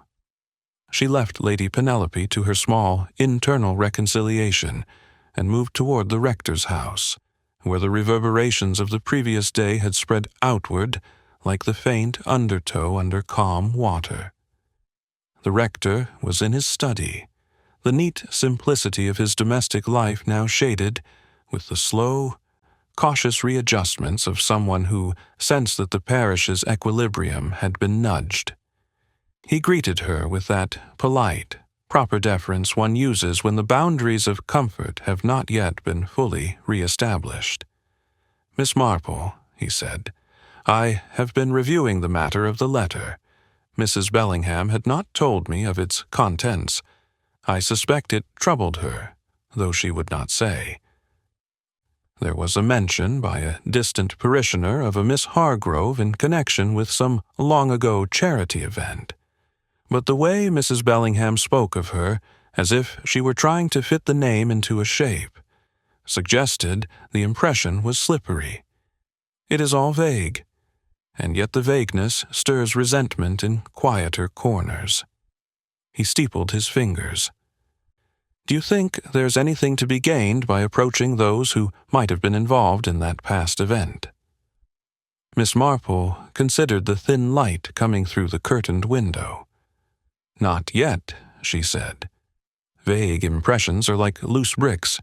If you pull too hard, the whole wall might shift and obscure what was behind. Let the one who remembers come forward when they choose. In the meantime, let the conversation be softer. People speak differently when they are not being pressed for answers, she added under her breath. And watch for those who offer certainty too quickly. They often cover their own uncertainty by making others feel uncomfortable with theirs. He nodded, taking the advice with the professional reverence of one unaccustomed to being guided beyond doctrine. Miss Marple left him to his quiet consideration and drifted toward the little lane that led past the churchyard. The air there held a different stillness, a slight crispness that had come with the retreating mist, and she saw, before she heard the soft steps, the gray figure again. The woman stood by the low fence near the church's side path, looking not toward the village, but across the thin expanse of field where barley had been planted in neat rows. She wore the same soft gray dress as the day before, and her posture was still, as if she had been waiting in the quiet between breaths. Miss Marple approached without haste. She did not hurry the meeting. The woman turned as if she had been aware of her, but there was no startle, only the faint tilt of acknowledgment that allowed for recognition without question. "Good morning," Miss Marple said, her voice the simplest of greetings. The woman inclined her head slightly. "Good morning, Miss Marple." Her voice carried a trace of a tone that suggested she had spoken less in years than most, measured for weight. "I had thought to come earlier, but the day's shape made it difficult to know how one should begin." "You have been seen," Miss Marple observed, not as accusation, but as an opening, "by several. You left the garden yesterday, and today you are here. That is the sort of thing that causes the village to ask questions in whispers. Do you mind if we walk a little?" She indicated the path along the churchyard. The woman hesitated a fraction, then stepped beside her. "I do not mind." Her eyes, when they shifted toward the church spire, carried something like the trace of a memory, soft, unforced, not yet placed. They walked slowly, the gravel underfoot giving its usual unobtrusive sound. Miss Marple did not begin with a question. She allowed the woman the space to settle into presence, to choose her own opening. "I have been thinking," the woman said after a while, "about what is proper and what is necessary. The two are not always the same, are they? I came because the roses called me back. They always do. But yesterday I felt something had shifted. It was not the garden itself, only the people around it. They were quieter in places where they should have been easy. I did not know whether to speak." Her gaze slid briefly to the distant lane where a farmer's cart rattled by. "There are things I remember, and there are things I have been told to wait upon. That instruction is heavy in its own way." Miss Marple listened, her mind moving with that peculiar balance of patience and intention. "Waiting," she said gently, "can be for healing, or it can be for hiding. The same pause holds different meanings depending on who gave it and why. You are not the only one who remembers, I think." The woman's lips tightened just enough to show the faintest line of tension. "No, I am not." She did not elaborate. The silence between them was not uncomfortable. It was an unspoken agreement that certain things would come in their time, that the next step would be the one chosen, not coerced. Miss Marple turned her gaze ahead. The village, waking more fully now, looked like a body with a small, persistent ache, noticeable, not crippling, and yet demanding attention. She would not press further here. The woman in gray had come back, and her return was a shift, a small, telling movement. It would be understood later. Perhaps when other parts fell into clearer relation, or perhaps when she herself chose to say more. For now, Miss Marple walked beside her a little further, letting the quiet gather into the right shape before they parted. Chapter 9. The Subtle Test and the Gathering of Details. The morning had unfolded itself into a light that carried the chill of a day not yet warmed by certainty. Little Wandle went about its muted routines, the baker setting out his early loaves with fingers that trembled slightly from lack of sleep, the rector walking the short distance to the little square to be seen and to appear composed, the gardener adjusting the roses with an extra care that was both tribute and a kind of quiet penance. The presence of the woman in gray, seen and unremarked upon with a cautious allowance, had created a new layer of attention. People spoke more measuredly, as if the mere knowing that they were being observed had made them reconsider the shape of their expressions. Miss Marple had not rushed into the day. She had allowed the early hours to gather their own small information. She had, before most of the village had fully roused, taken another walk near the churchyard, partly to see whether the gray lady might again appear, partly to let the newness of the morning settle in her mind, so that she could hear what the others were about to say with clearer comprehension. The woman had not returned to the path, but the fact of her presence the previous day felt like a small weight in the air, there, acknowledged, but not yet heavy enough to press outward. It was after mid-morning, as the sun began laying a softer warmth over the stone and the hedgerows, that Miss Marple saw Miss Lillian Burke, approaching with a particular small purpose in her gait. She had a piece of paper tucked into the fold of her dress, and her eyes carried the mix of apprehension and determination that comes when someone is about to test a hypothesis they have not yet named aloud. "Miss Marple," she said, with the faint breath of apology customary to her nature when asking for more than she felt entitled to. "I thought it best. I went to speak with Mr. Hobbins again, as you suggested, and I asked him, quietly, not about the scrap itself, but about the roses, about the one tucked away. I watched him as he answered, and then I brought up something else, a small detail about how the glass in the greenhouse had held back sound. He did not know why the one rose had been turned. He accepted it as a minor change. Then I mentioned, rather casually, that sometimes when one cannot recall a name, the mind holds on to the fact that the person was there by making a small alteration, perhaps turning a rose inward. He paused. He hesitated. The pause was long enough that I think it was more than reflex. It was the sort of moment that asks a second question without being pressed. I believe that may be the way to draw him further, if gently." Miss Marple's fingers, which had been folded quietly, twitched in acknowledgement. "Yes," she said, "that is the way." People's little defenses are like doors with too many locks. Not all of them require the same key, and some unlock when the right question is asked without banging the frame. "What did you say next?" "I said," Miss Burke continued, "that when she mentioned the acquaintance, Miss Hargrove, perhaps the memory had come with a smell or a flavor, the way some recollections do, and that sometimes the things we hide are those that carry the weight of what we were told to keep quiet." He looked different. He did not speak of names then, but his hand, she touched her own sleeve almost imperceptibly, tightened around the parasol.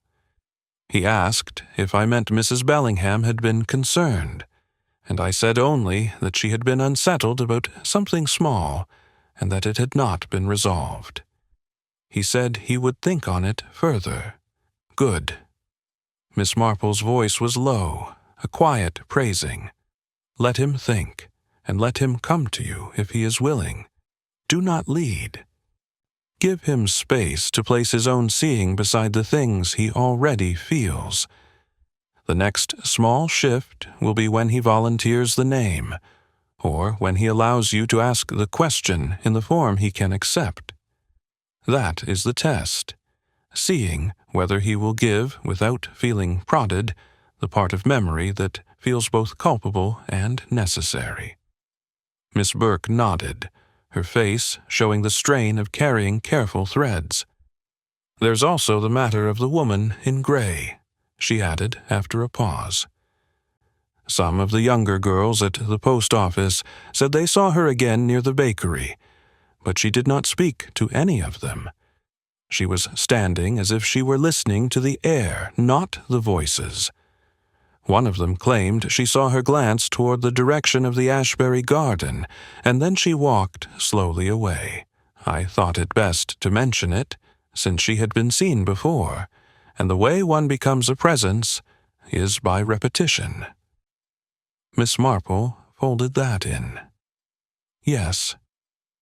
Presence repeated is not coincidence, it is intention. Keep that with you. Let the mention of her be soft to others. You have done well to be curious without making alarm. She shifted then, her eyes catching a movement further along the lane. Mr. Gerald Welford was arriving, accompanied by the rector, an unusual pairing in the ordinary course of the village. Their conversation, clipped and hushed, had the undertone of something both practical and unsettled. Miss Marple moved to intercept them with the easy grace of someone who had known them both all her life. "Good morning," she said. "You look as if the day has given you something heavy to carry." Mr. Welford inclined his head slightly. "It is, in a manner of speaking, Miss Marple. We have been discussing the acquaintance again. The rector has been cautious, as you advised, but there is another detail. In the older margin of a document I saw last evening, one that Mrs. Dalloway had kindly brought to my attention, there was a reference not only to the gray dress at Ashbury Garden parties, but to a woman known to have a habit of writing things down and then crossing them out. The crossing out was not to hide, the note says, but to defer. I thought of the scrap found behind the shed. It mentioned the one who remembers and a waiting. There's a rhythm here. The question is whose rhythm it is. The rector's expression had that soft hardening that comes from trying to reconcile what is proper with the pull of intuition. "Do you believe," he asked, "that Mrs. Bellingham's hesitation and that note are in conversation with things older than we first thought? That someone has been passing messages in a way that looks like coincidence to the untrained eye?" Miss Marple lifted her hands slightly, not to signal withdrawal, but to balance. "I believe," she said, "that there is a conversation being held, yes. Not always with words, but with placement, delay, and repetition. The scraps, the gray dress, the hesitation, those are speakers. We listen. We do not yet interpret. If you are to speak of it, speak as one who merely asks if the memory is heavy, not as one who accuses it of carrying guilt. That will keep the ones who might bear the next piece from retreating." They both listened, absorbing the soft correction. "Mr." Welford's gaze slipped briefly to Miss Burke, and he inclined his head in her direction with something like respect for the way she had navigated the earlier conversation. "She is careful," he murmured. "She is observant," Miss Marple corrected gently. As they went on their way, Miss Marple turned to Miss Burke. "You will have to decide whether to let Hobbins speak with Mrs. Dalloway," she said. "Her questions, framed as curiosity about records, might open a door without making him feel stared at. In the meantime, keep observing those small changes in him. The next shape the memory takes will tell you whether the one who remembers is still holding back out of fear, or whether they are caught between shame and the desire to set something right. Miss Burke absorbed that.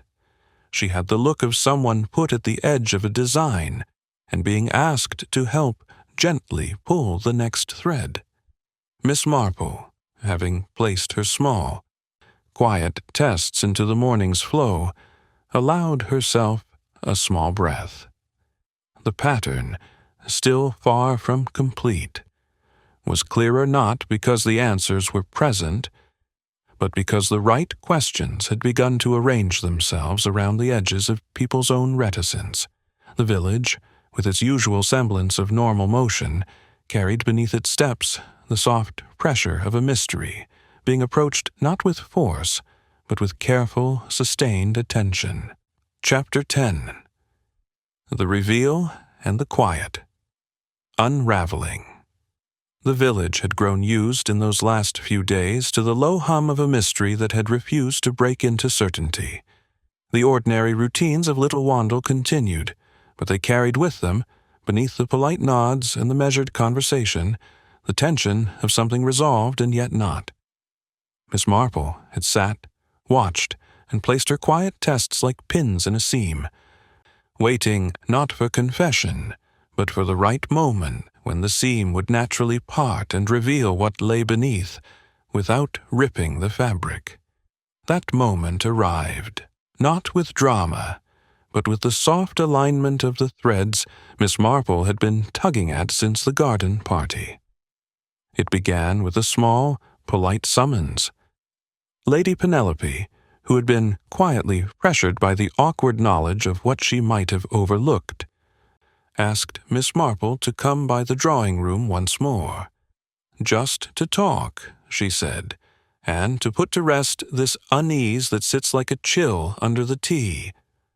Miss Marple arrived to find that Mrs. Dalloway had been invited as well, and that, without it being openly acknowledged, Miss Lillian Burke and Mr. Hobbins were somewhere nearby, perhaps to lend witness, perhaps to ensure that the quiet pressure built from truth rather than insinuation.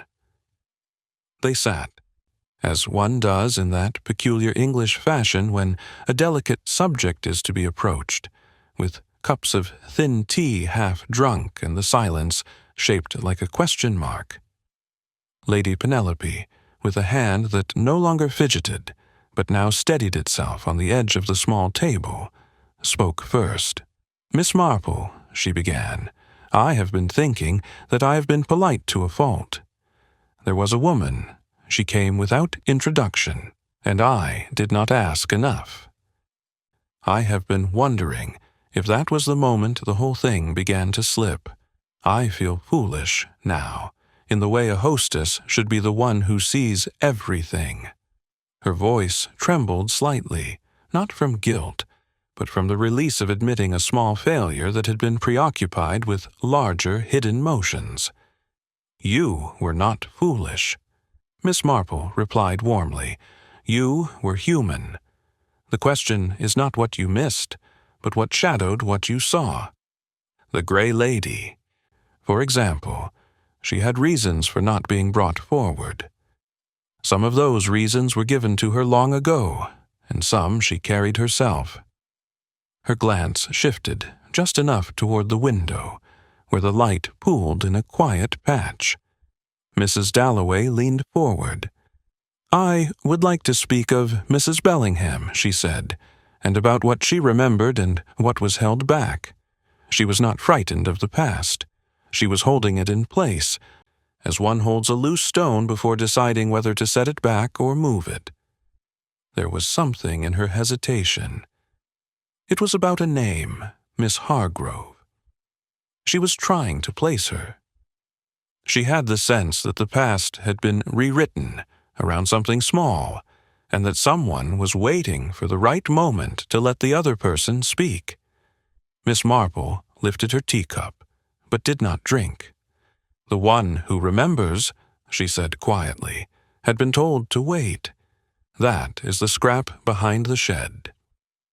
The person who wrote it knew enough to keep the memory from being weaponized too early, and enough to hint that the time could come. The waiting was not mere delay. It was chosen. Lady Penelope's gaze moved to Mr. Hobbins, who had entered quietly and stood just inside the doorway, and then to Miss Burke, whose face held the soft gravity of someone who had done what she could without forcing.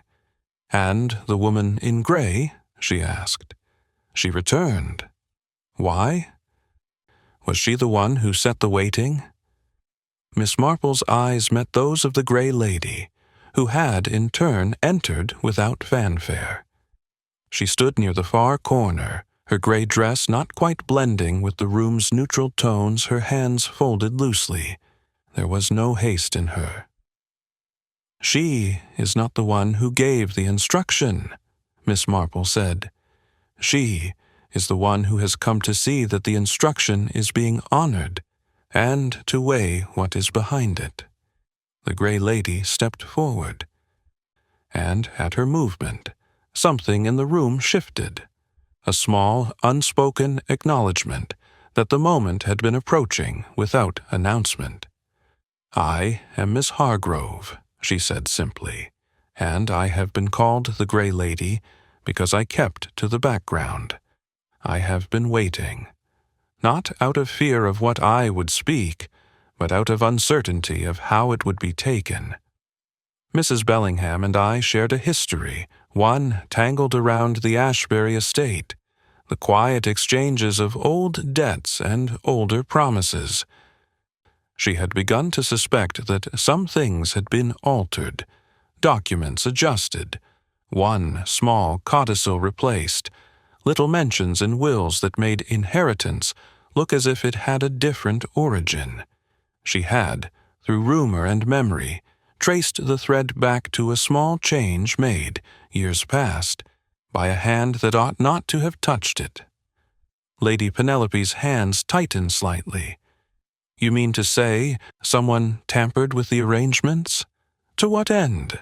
Miss Marple inclined her head toward Mr. Gerald Welford, who had arrived as if drawn by the gravity of the conversation. He stood, for once, without the easy composure of his practiced manner. The initials on his handkerchief caught the light when he shifted, and his eyes did not meet Miss Hargrove's directly. "He had a way of making the inheritance look like the natural wind of affairs," she continued. "Mrs. Bellingham, who kept the old notebooks and the names in their proper place, found irregularity." She began to ask gently. He, seeing the drift, chose to silence her, not by overt threat, but by giving her a small comfort, the idea that what she had found could wait, that the past could remain gray. When she did not stop, when she began to collect small confirmations, he grew afraid that what he had placed would be uncovered. So he prepared to make sure that the one who remembered did not speak. He administered something, an old tonic laced with a subtle poison, applied in a way that left no trace of violence. It was given in tea, yes, but not in the usual manner. A small smear on her sleeve, the residue of the preparation, was missed by all but those who watched the tiny dissonances.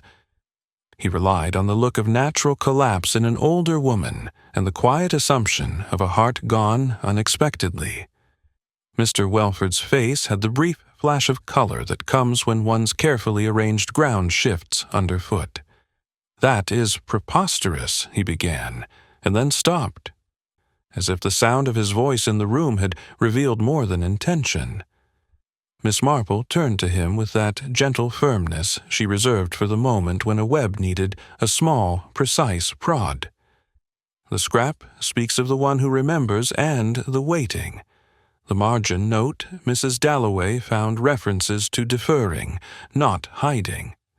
The gray dress in the old garden parties, the crossing out that was not erasure but delay, the paper behind the shed that suggested someone was giving others space to choose whether to speak.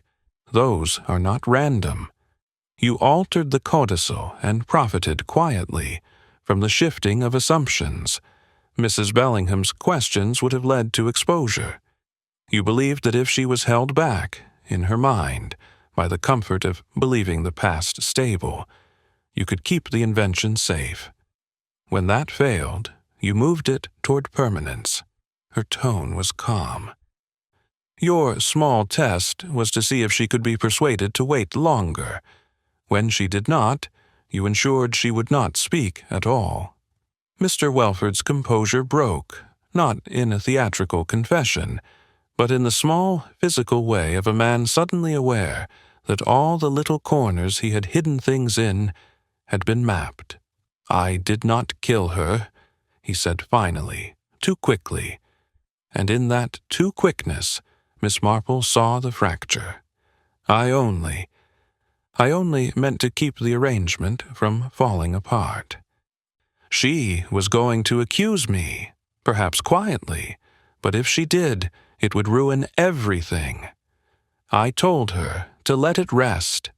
I gave her the tonic to calm her nerves.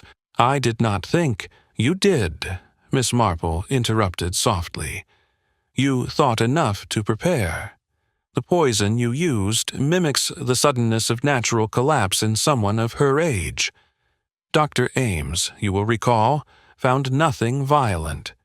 That is the kind of thing a careful man, accustomed to making the ordinary look effortless, would choose.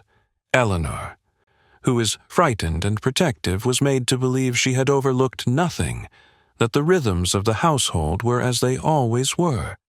She was not the weapon. She was the shield you pressed forward to absorb the heat. The one who remembers was held in the gray waiting until it became silence, permanent, if not for intervention. Welford sagged slightly, caught between denial and the tight, reluctant admission of a man collapsing under the weight of his own carefully laid tracks. The constable, who had been summoned quietly, stepped forward now with a polite firmness. "Mr. Welford," he said, "I must ask you to come with me." Before the formalities could proceed, Miss Hargrove raised her hand a little.